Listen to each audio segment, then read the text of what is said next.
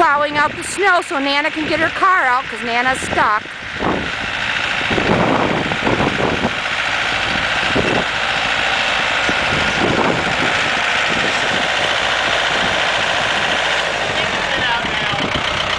Beatrice. What? Say hi to B. Say hi to B. It's a movie for B. Hi, B. I wish I was in sunny Arizona. We're gonna look at those animals now.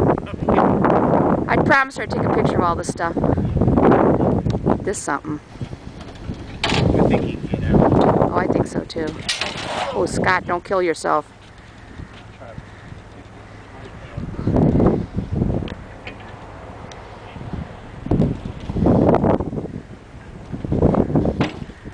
Big old tractor. What's that? I was telling her big old tractor. I have to narrate to a certain degree.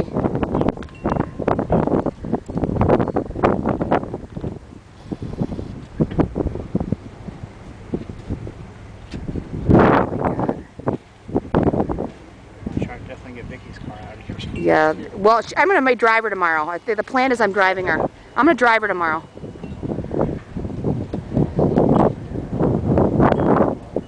It's got to have plenty of room.